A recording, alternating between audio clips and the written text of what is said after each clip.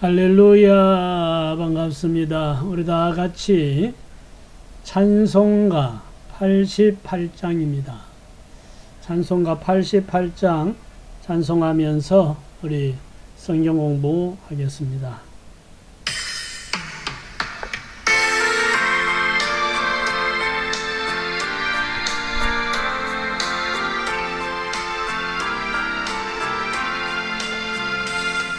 내 진정 사모하는 친구가 되신 그 주 예수님은 아름다워라.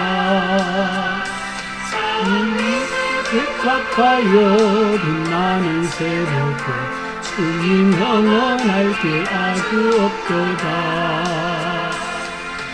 마음이 아플 적에 위로 되시며 나 외로울 때 좋은 친구라.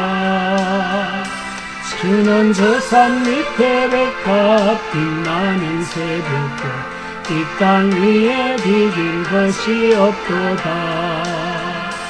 내 맘의 모든 염려 이 세상 고라 주님 항상 같이 알려주시고 시험을 당할 때에 악마의 계교 저시 물리치사 나를 지키네. 온 세상 날 버려도 주 예수 안 버려 끝까지 나를 돌아보시니. 주는 저 산 밑에 백합 빛나는 새벽 이 땅 위에 비길 것이 없도다. 마음을 다하여서 주님을 따르니 길이 나를 사랑하리니. 물불이 두렵지 않고 창금도 그분 주는 높은 산성 내 방패시라. 내 영혼 먹이시는 은혜 누리고 나 친히 주를 뵙기 원하네. 주는 저 산 밑에 백합 빛나는 새벽에 이 땅 위에 비길 것이 없도다.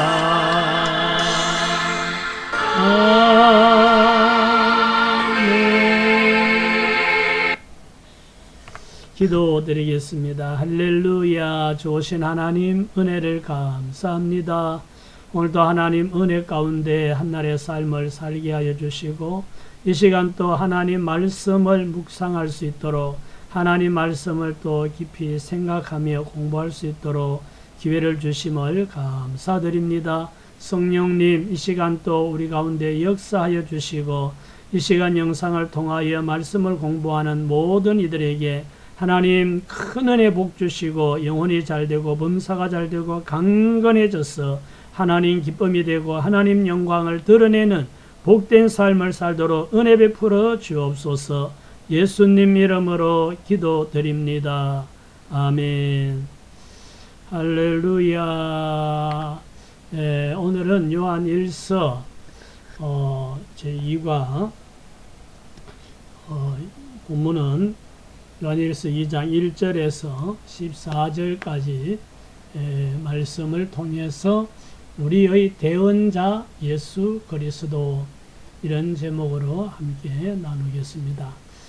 함께 읽어보겠습니다. 오늘날 많은 신앙인들은 죄를 두려워하거나 인정하지 않으며 자기 의로움이나 세상적인 명성을 의지합니다. 하지만 사도 요한은 예수 그리스도가 우리의 변호자이심을 알려주며 죄를 범하더라도 하나님 앞에서 회복될 수 있음을 보여줍니다. 또한 계명을 지키고 사랑 안에 거하는 삶이 참된 그리스도인의 삶임을 강조합니다. 이과를 통해 예수님 안에서의 회복과 참된 신앙인의 삶을 배우고자 합니다. 오늘도 이 말씀을 통하여 예수 그리스도께서 우리의 대언자가 되신다는 사실을 한번 알아보겠습니다. 이번 과의 학습 목표입니다. 학습 목표는 첫째는 예수 그리스도가 우리의 대언자이심을 확신한다. 두 번째는 말씀을 지키는 것이 곧 사랑임을 깨닫는다. 세 번째는 신앙 성장의 단계를 이해하고 점검한다. 다음에 오늘 이 공부할 본문의 내용을 요약하면 이렇습니다. 첫째는 우리가 죄를 지었을 때 예수 그리스도께서 아버지 앞에서 우리의 대언자가 되신다 하는 사실. 두 번째는 하나님을 아노라 하면서 말씀을 지키지 않는 자는 거짓말하는 자다라고 말씀합니다. 그 다음에 세 번째는 형제를 사랑하는 것이 빛 가운데 행하는 삶이다 라고 가르치고요. 네 번째는 신앙의 단계, 즉 어린아이, 청년, 아비에 이르는 단계가 있는데 이 단계별 영적 특징을 말씀해 주고 있습니다. 자, 첫 번째 질문입니다. 예수님은 왜 우리의 대언자가 되신다고 합니까? 자, 요한일서 2장 1절 2절입니다. 나의 자녀들아 내가 이것을 너희에게 쓰면 너희로 죄를 범하지 않게 하려 함이라. 만일 누가 죄를 범하여도 아버지 앞에서 우리에게 대언자가 있으니 곧 의로우신 예수 그리스도시라. 그는 우리 죄를 위한 화목 제물이니 우리만 위할 뿐 아니요 온 세상의 죄를 위하심이라 그랬습니다. 예수님은 왜 우리의 대언자가 되신다고 하는가? 첫째, 예수님은 의로우신 분이다. 다시 말하면 예수님은 죄가 없으신 분이다 하는 거고요. 그리고 예수님은 우리 죄를 위한 화목 제물이 되셨다. 예수님이 죄도 없으신 의로우신 분인데 다만 저와 여러분의 죄를 대신 지고 화목 제물로 십자가에 못 박혀 돌아가셔서 하나님 앞에 화목 제물이 되셨습니다. 그래서 예수님은 우리가 죄를 짓지 않는 것이 좋지만 살다가 혹시 내가 연약하여서 죄를 지을지라도 예수님이 우리의 대언자가 되어서 하나님 앞에 우리를 변호해 주신다 이런 말이죠. 그래서 예수님은 의로우시고 또 화목제물이 되셨기 때문에 우리를 위한 대언자가 되신다 하는 겁니다. 두 번째, 하나님을 안다고 하면서 계명을 지키지 않는 자는 어떤 사람입니까? 요한일서 2장 4절에 말씀하고 있죠. 그를 아노라 하고, 그는 하나님이죠. 하나님을 아노라 하고 그의 계명을 지키지 아니하는 자는 거짓말하는 자요 진리가 그 속에 있지 아니하되 그랬습니다. 하나님을 안다고 하면서 계명을 지키지 않는 사람이 있다. 그러면 그 사람은 진실하지 않은 사람이다. 거짓말하는 사람이라는 거죠. 그리고 그 속에 진리가 없다. 진리가 예수님인데 하나님을 안다고 하면서 계명을 지키지 않고 자기 마음대로 살면 이 사람은 거짓말하는 것이고 그 사람 속에는 진리의 말씀이 있지 않다. 다시 말하면 그런 사람은 그냥 입으로만 떠들지 실제로 믿음이 없는 사람이다 라는 말과 같은 거죠. 그래서 우리가 믿는다, 안다 하면서 계명을 지키지 않는 것은 이건 헛방입니다. 진실한 믿음은 우리가 아는 것만이 아니고 행하는 것이 따라야 하는 거죠. 세 번째는 하나님의 사랑이 참으로 온전하게 된 사람은 누구입니까? 하고 묻습니다.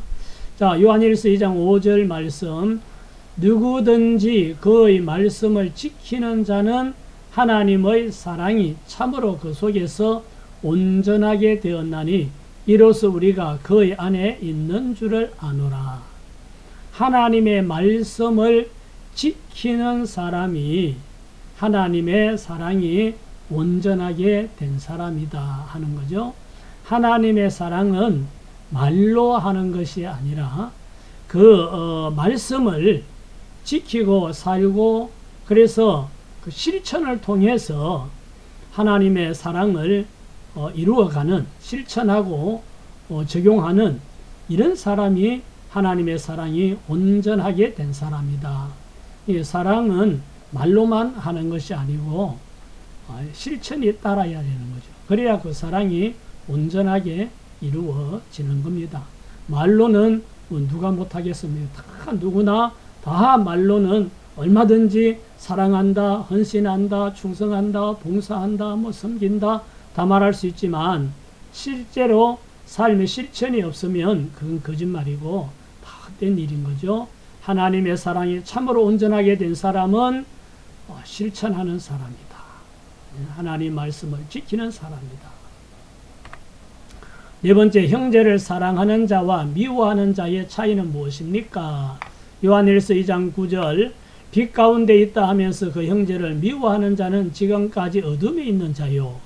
그 형제를 사랑하는 자는 빛 가운데 거하여 자기 속에 거리낌이 없으나 그 형제를 미워하는 자는 어둠에 있고 또 어둠에 행하며 갈 곳을 알지 못하나니 이는 그 어둠이 그의 눈을 멀게 하였음이라. 형제를 사랑하는 자와 미워하는 자의 차이가 뭐냐 하고 묻죠. 형제를 사랑하는 자는 빛 가운데 거하는 자다. 그러니까 말씀대로 사는 자, 예수님 안에 있는 자, 이런 말이고요. 말로는 빛 가운데 있다고 하면서 형제를 사랑하지 않는 자, 미워하는 자는 여전히 그 사람은 어두움의 죄악 가운데 있는 사람이고 그 사람은 자기가 어디로 갈지 자기 갈 곳을 알지 못하는 그런 영적으로 아직도 헤매는 사람이다. 분명한 목표가 없는 사람이다. 이런 말이죠. 형제를 사랑하는 자와 미워하는 자의 차이. 형제를 사랑하는 자가 정말 진리를 아는 사람이고 형제를 사랑하는 사람이 지금 빛 가운데 주님 안에 행하는 사람이다. 할렐루야. 네, 다섯 번째는 신앙의 단계에서 어린아이의 특징은 무엇입니까? 하고 묻죠. 요한일서 2장 12절, 자녀들아 내가 너희에게 쓰는 것은 너희 죄가 그의 이름으로 말미암아 사함을 받았으며 아비들아 내가 너희에게 쓰는 것은 너희가 태초부터 계신 이를 알았으며 청년들아 내가 너희에게 쓰는 것은 너희가 악한 자를 이기었음이라. 이게 신앙의 단계에서 어린아이의 특징은 무엇인가 하고 묻죠. 여기 자녀들아 할 때 이 자녀들이 어린 자녀를 말하는 거죠. 어린아이들아 내가 너에게 쓰는 것은 너희 죄가 그의 이름으로 말미암아 사함을 받았으며. 그래서 신앙의 단계에서 어린아이의 특징은 예수님을 믿어서 이제 막 제사함을 받았고 하나님을 아버지로 알고 아빠, 아버지라고 말할 수 있는 그런 사람, 금방 예수님 믿고 하나님의 자녀로 거듭난 사람, 이런 사람이 어린아이 단계에 있는 신앙이다 하는 거죠. 자, 6번 청년과 아비의 신앙적 특징은 무엇입니까? 자, 13절에 아비들아 내가 너희에게 쓰는 것은 너희가 태초부터 계신 이를 알았으며 청년들아 내가 너희에게 쓰는 것은 너희가 악한 자를 이기었음이라. 아이들아 내가 너희에게 쓴 것은 너희가 아버지를 알았으며 아비들아 내가 너희에게 쓴 것은 너희가 태초부터 계신 이를 알았으며 청년들아 내가 너희에게 쓴 것은 너희가 강하고 하나님의 말씀이 너희 안에 거하시며 너희가 흉악한 자를 이기었음이라. 청년기의 신앙은 그 마음에 하나님 말씀이 있고 그 말씀을 붙들고 말씀으로 무장하여서 사탄의 유혹을 이기는 사람은 청년기에 이런 신앙이다. 어린 신앙은 이 유혹에 넘어지기도 쉽고 이렇게 흔들리게 되는데 청년은 그 마음에 말씀이 있기 때문에 웬만한 사탄의 유혹에 넘어지지 않고 물리치고 이기는 이런 신앙이다. 그리고 아비의 신앙, 아비 수준의 신앙은 태초부터 계신 하나님을 아는 깊이 있는 신앙이다 라고 말씀을 하고 있습니다. 그래서 우리의 신앙은 어린아이 단계에서 또 좀 자라서 청년이 되고 또 다음에 더 깊은 이제 흔들리지 않을 뿐만 아니라 하나님을 확실히 알고 확실히 믿고 하나님 말씀을 따라서 이제 그 말씀을 적용하고 살면서 성숙한 그런 신앙생활을 하는 그런 아비의 신앙, 이렇게 성장해 가서 예수 그리스도의 장성한 분량이 충만한 데까지 우리의 믿음은 계속해서 자라가는데, 오늘 주제는 바로 우리의 대언자 예수 그리스도였습니다. 그러니까 우리가 열심히 말씀에 순종하고 신앙생활 열심히 하는데 살다 보니까 또 미혹되거나 아니면 또 내가 연약하여서 우리가 죄를 지을 수가 있다는 거죠. 죄를 안 지으면 더 좋지만 죄를 지을 수도 있는데, 그렇다고 해서 낙심하고 좌절할 것이 아니라 자책하지 말고 바로 우리의 대언자가 계시니까 예수님을 통해서 하나님 앞에 사함받고 또 다시 새 출발할 수가 있다, 이런 말씀이죠. 함께 나누기를 보겠습니다. 첫째, 나는 죄를 지었을 때 예수님을 나의 대언자로 의지합니까? 내가 또 잘못했네, 또 넘어졌네, 이랬을 때 그냥 낙심만 하고 좌절만 하는가, 자책만 하는가, 아니면 예수님이 나의 대언자시니 예수님을 의지하고 예수님 이름으로 잘못을 고백하고 용서를 구하는가 하는 거죠. 두 번째, 하나님의 말씀을 지키는 삶이 나의 일상 속에 어떻게 나타납니까? 내가 하나님 말씀을 지키고 사는 것이 일상생활 속에 어떻게 나타나는지 한번 살펴보시기 바랍니다. 내 안에 아직도 미워하거나 용서하지 못하는 사람이 있습니까? 자신을 돌아보세요. 내가 예수 믿고 하나님의 자녀로 거듭났다고 하면서도 아직도 인간적인 감정, 이런 것이 남아있어서 용서하지 못하고 미워하는 사람이 있는지. 세 번째, 네 번째, 형제를 사랑하는 것이 내 신앙생활에 어떤 열매로 드러납니까? 형제를 사랑하는 것이 내 신앙생활에 어떤 열매로 드러나는가? 형제를 사랑한다는 말씀을 내가 실천하고 순종할 때 뭔가 나타나는 게 있겠죠. 그게 뭔가 한번 자기를 살펴보라는 거고요. 다섯 번째는 우리 공동체가 사랑으로 하나 되기 위해 어떤 노력이 필요할까? 우리 교회 공동체 또는 우리 가정 공동체가 사랑으로 하나 되기 위해서는 내가 어떻게 해야 될 건가, 또 우리가 어떻게 해야 될 건가 하는 것을 서로 한번 생각해 보면서 정말 가정의 사랑의 공동체, 우리 교회가 사랑의 공동체가 될 수 있도록 우리 다 같이 힘써야 되겠습니다. 오늘은 우리의 대언자 예수 그리스도라는 주제로 오늘 말씀을 함께 살펴보았습니다. 자, 오늘은 여기까지 하고 기도하겠습니다. 할렐루야. 좋으신 하나님, 은혜를 감사합니다.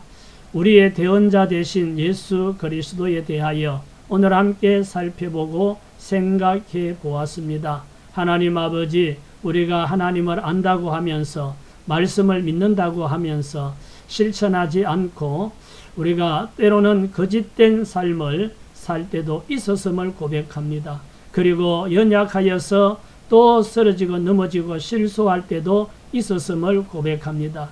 대언자 되신 예수님이 계시니 예수님을 의지하고 예수님 이름으로 우리가 하나님 앞에 자백하고 용서받고 다시 일어나고 우리가 날마다 승리할 수 있도록 하나님 은혜 베풀어 주시고 어린아이 신앙에서 청년의 신앙으로 아비의 신앙으로 성장하고 성숙해가는 우리 믿음의 권속들 다 되게 하여 주옵소서.